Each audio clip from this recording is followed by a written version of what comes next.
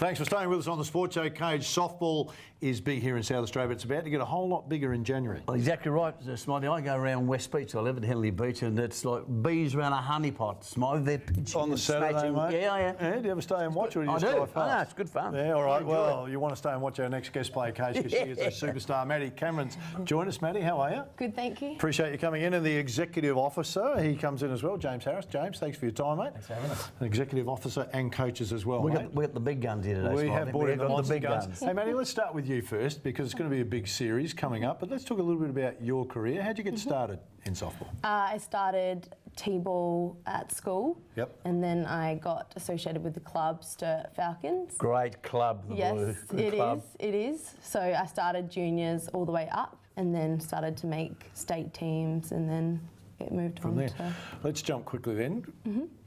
2013 Under-19 World Championship, you competed in that. So I did. busy year for you that year. It was. Finished third. We so did. the Aussies were bronze. What did you take away from the championship?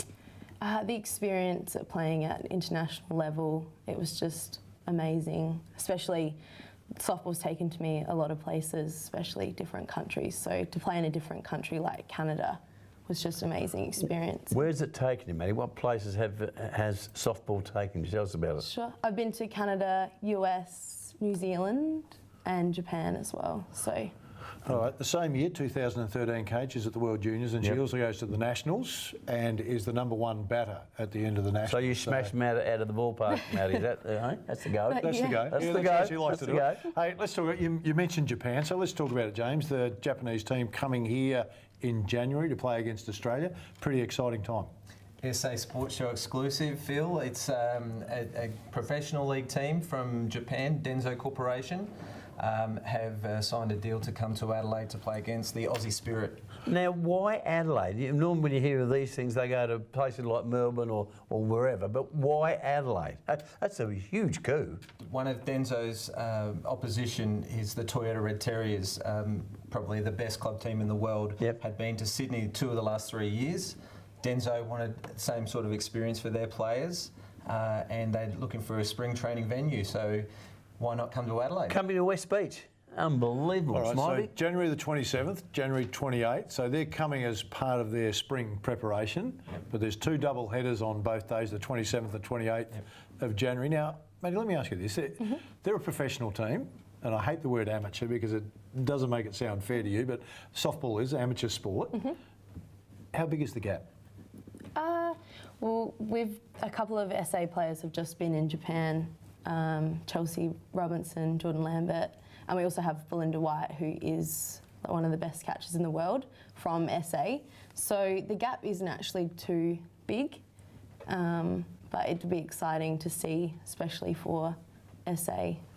So, Maddie, what would they be being paid as professional? What sort of money would the Japanese girls earn? Big money? It is quite big money. Gets up to about 100,000 a year. What?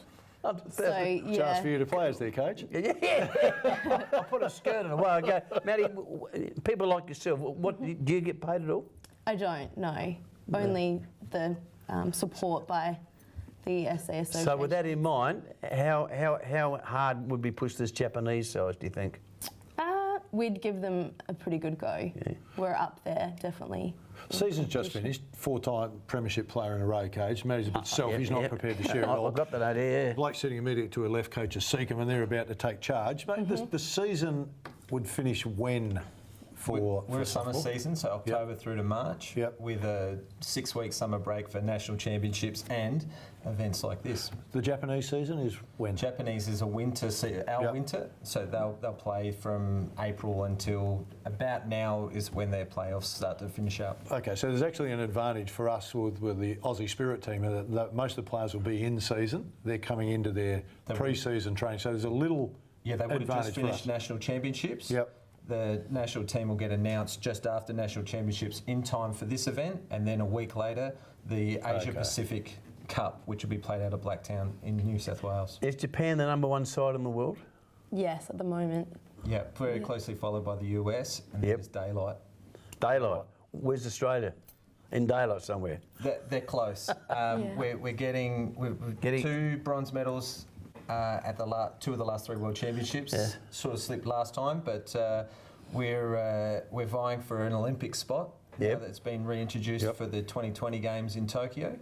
And there's 6 spots up for grabs, and we'll be after one of them. Have we named our side yet? Has that been chosen? The state tean, Yeah.